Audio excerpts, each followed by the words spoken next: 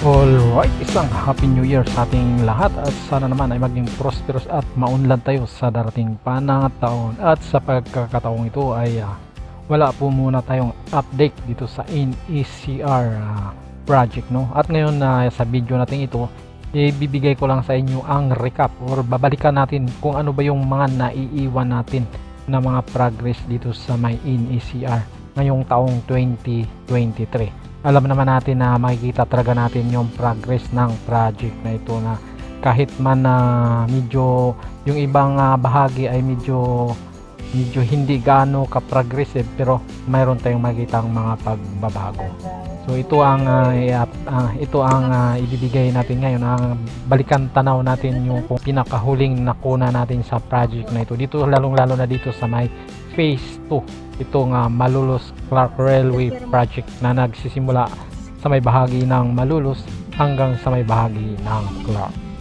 So hindi pa ito update, kumbaga balikan lang natin yung mga last nating nakunang mga footages dito sa Malolos Clark Railway Project. At sisimula natin dito sa may party ng Clark. So yan, makikita natin dito na underground station.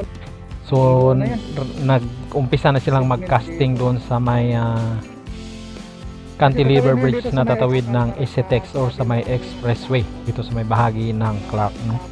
At yun ang ayan, makikita natin dito pag nasa NLEX ka, makikita mo na yung sinisimula nilang cantilever bridge. Yan, makikita natin yung form traveler dito sa may bahagi ito ng Clark, no? Diyan tumatawid po yung NLEX na may ginagawang release ng train. At makikita nga na rin natin dito na halos tapos na nila yung mga poste, may mga pierhead na sa may party ng Clark. Ito sa may na ito, no?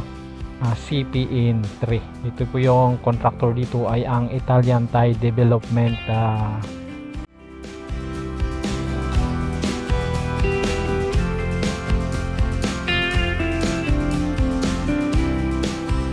country. At ang gantring ito nung huli natin nakunan ay nakadalawang span na ng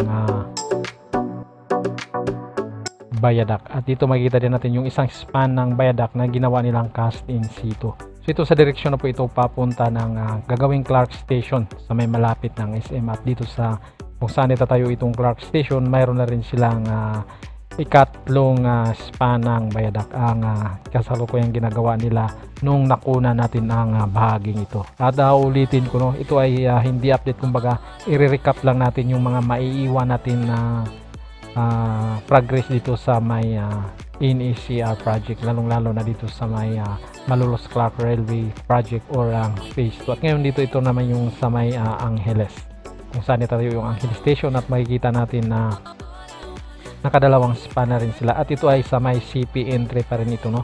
Kasama itong Angeles Station at ang Clark Station, isang lang kontraktor ang gagawa ditong bahaging ito. At ito ay nagsisimula ito sa may bahagi ng San Fernando, Pampanga.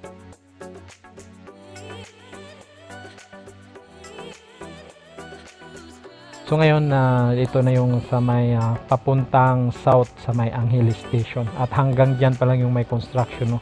Hanggang diyan pa lang yung may bakod. At hanggang doon dire-diretso na yan doon sa may bahagi ng sa may Kalulot. So yan lang po ang nakikita nating may progress. At dito, ito nga yung casting yard ng CPN 3 or ng Italian Thai Development. At magmula dito sa may casting yard ng CPN 3, ilang metro lang ang layo dyan sa may papuntang south, ay dyan na rin makikita na rin natin dyan nagkakalat na yung mga box girder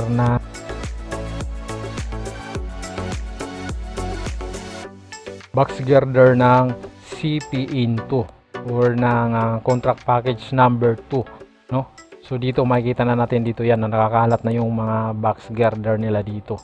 Yan, no? So ano po yan, no, ng CPN 2 na gawa naman ng Acciona Dilim joint venture. So yan, no?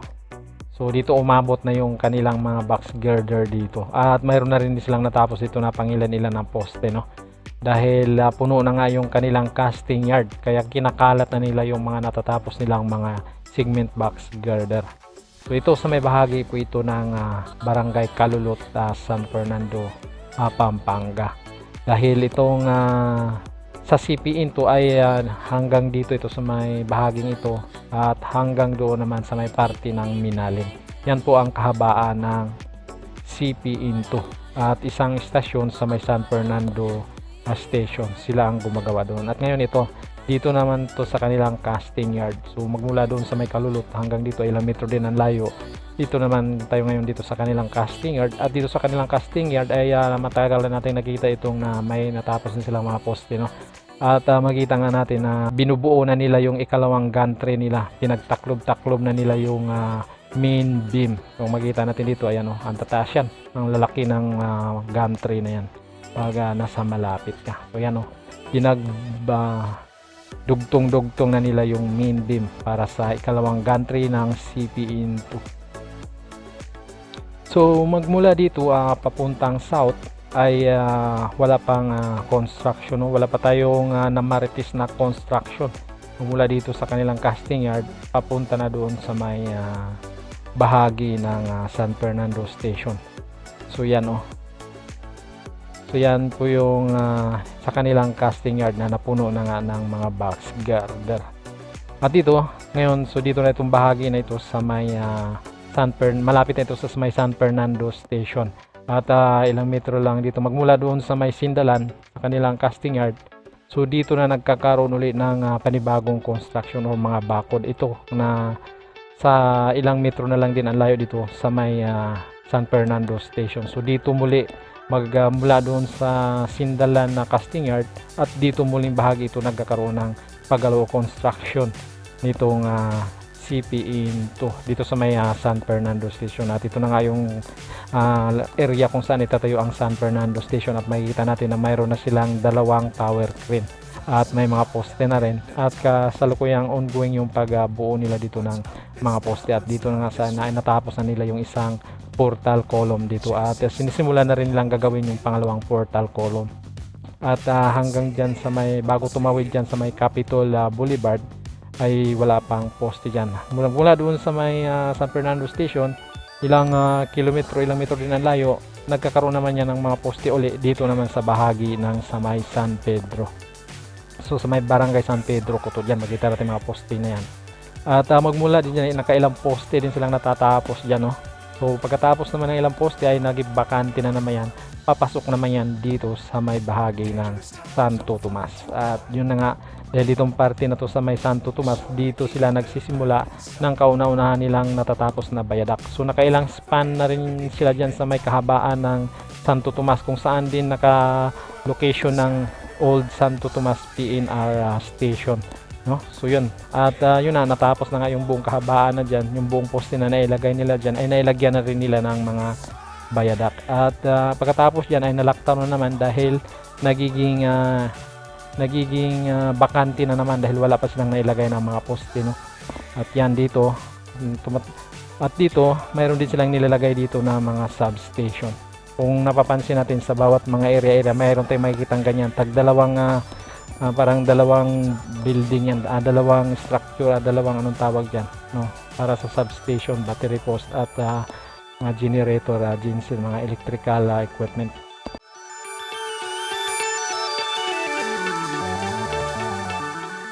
At dito makikita natin sa bahaging ito ng Santo Tomas ay dito nakalatag na, medyo marami-raming poste silang nailagay na natapos na dito, no? At nalatagan na rin nila ng mga box girder. At yun na nga, itong bahaging ito ay dito magkakaroon din ng isang cantilever bridge, no? So ditong parte na to, ito po yung unang cantilever bridge na gagawin nitong CP-2. Ayan, at makita nga natin na itong poste sa may bandang norte na yung support ng cantilever bridge ay nailagay na nga nila itong form traveler dahil cantilever bridge yung gagawin nila dito. Patawid naman yan dito sa kabila at dito namang poste na sa bandang south ay ongoing pa rin nilang paglalagay ng pier head, no?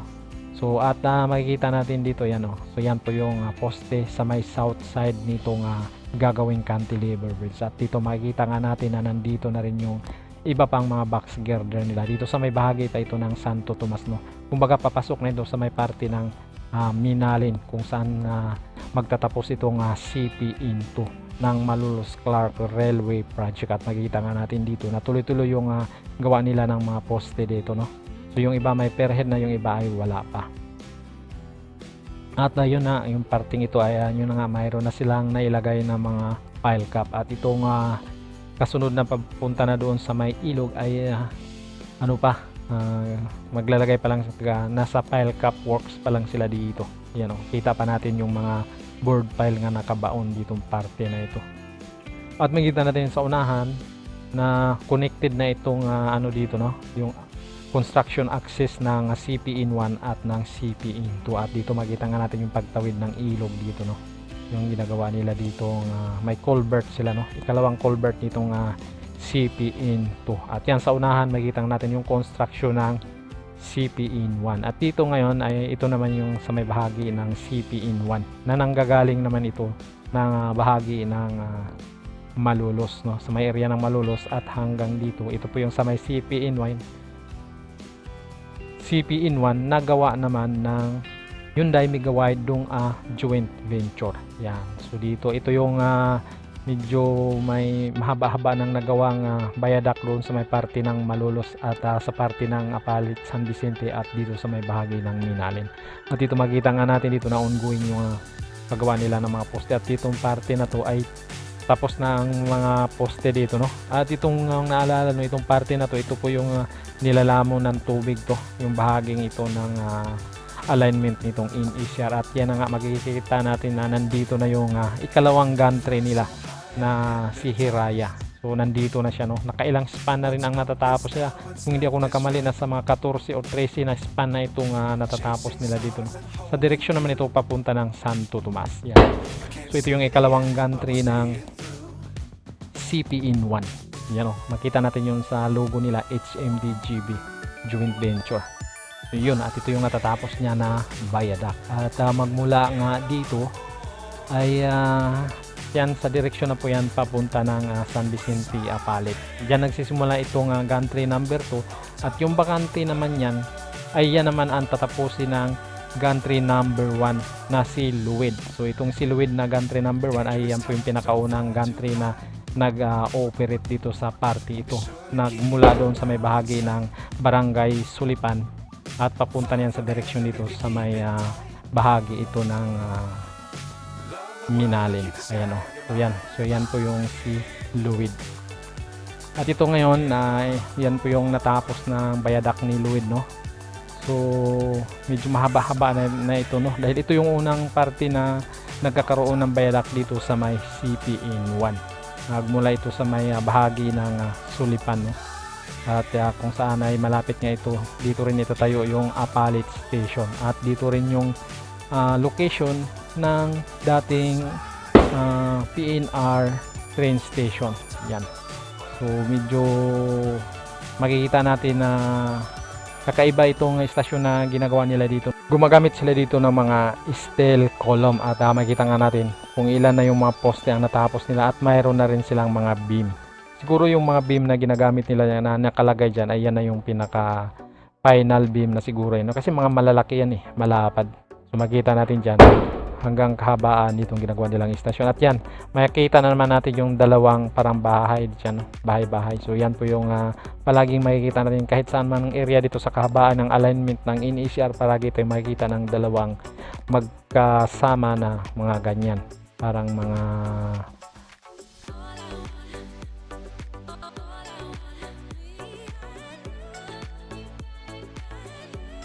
para sa substation. At itong bahagi na to, nag-extend na rin sila ng pagdi-drilling magmula sa may Apalit Station sa direksyon naman papuntang south. At ditong parte na to ay mayroon pa ring mga bahay, no. So yan, kita natin. Papunta naman ito sa may Pampanga River, kung saan ay itong CP-IN1 ay ongoing din ang pag-construction nila ng cantilever bridge dito. Yun, so makita natin yung mga bahay dito na medyo nasa pa, hindi pa ito naayos ng ng DOTR. Itong mga bahay dito hindi pa nila nalilipat itong mga nakatira dito. At yan, so dito makita natin yung mga support ng cantilever bridge, no. So itong sa may north na support, ito siya ay medyo mayroon na silang per head, no. So lalagyan pa rin sila ng pangalawang layer na yung kasing itsura ng isang segment ng box girder. So ito po yung sa may north na support ng cantilever bridge. So ito po yung unang cantilever bridge na tinatrabaho ng CP-in-1. At ito naman yung support na sa may south side ng ilog. So yan, oh. Makita natin na maglalagay, may mga forma na silang nailagay, no, para sa kahalintulad lang na isang segment ng box girder yung gagawin nila dito, kung saan magsisimula yung paglalagay, magsisimula yung pagkakast nila ng ng kanilang form traveler. Yan, oh. So dito medyo malapit-lapit na sila dito magbuhos, no. Yun, oh. So papunta na po ito sa may bahagi ng kalumpit. At ulitin ko, hindi po ito update, no. Kumbaga nagbibigay lang tayo ng recap sa mga progress na iiwanan natin dito nung ngayon natatapos nila ngayong 2023. At magmula naman dito, no, so makikita natin dito sa unahan ay mayroon na rin silang mga nailagay na mga poste, no, at nakabakod na. Yan, oh. So ito sa may direksyon na ito ng papuntang kalumpit. Yan, makita natin may bakod na yan. So yung bahagi na yan, so ilang metro lang yan magmula dyan ay kalumpit na yan, dahil makita natin yung arko ng kalumpit at ng Bulacan at ng Pampanga. At mukhang ditong banda ay malaki pa ang problema ng right of way dito, dahil sa tingin ko itong parte na ito magmula dito sa pagtawid mo ng Pampanga River hanggang papunta na sa isa pang ilog dito ay medyo medyo hindi mo pa makita yung right of way ng PNR kung nasaan o alin na sadyan, dahil medyo madami pang mga bahay. At nakita nga natin yung sa ilog ay yung dating simento ng release ng tren. At yan, oh. So hindi pa rin ito nalilipat, mukhang malaki-laki pa ang problema ng gobyerno, problema ng DOTR dito, kung sa mga maraming nakatira dito na hindi pa nila nailipat. Yan, oh, makikita natin dyan na puno pa ng mga bahay. Magpagtawid mo itong dalawang ilog ng Pampanga River at itong kasunod na ilog papunta na sa direksyon ng sa may kalumpit. At yun sa unahan, makikita na natin yung ginagawa nilang natatapos nilang viaduct sa may kalumpit, kung saan itatayo yung bagong location ng Kalumpit Station. So yan, dito makikita natin dito. Ayan, oh. So yan po yung ilang span na viaduct na natapos nila, no.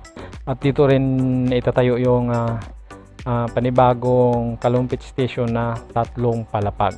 Yan, oh. So dito yung gagawing Kalumpit Station, at makikita nga natin dito na na sila nagbubuo ng viaduct dito, no.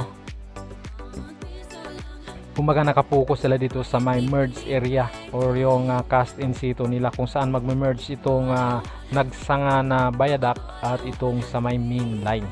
Dahil kung makikita natin dito sa itsura nitong kinakast nila na area nitong bahaging ito, ay makikita natin na nakadesign siya para sa 3 viaduct, no? Dahil itong Kalumpit Station ay isa po itong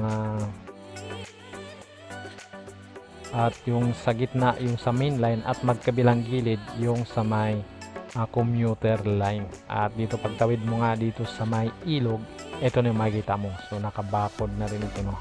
Hanggang dito ay medyo mukhang okay na dito dahil may bakod na. So ibig sabihin kontrolado na ito ng contractor yan. At magkatapos nga ng bakod, mayroon pa rin pangilan-ilan dito na, pero mas kukunti lang ito kumpara doon sa may bahagi ng Apalit, sa may bahagi ng Apalit at Kalumpit, no.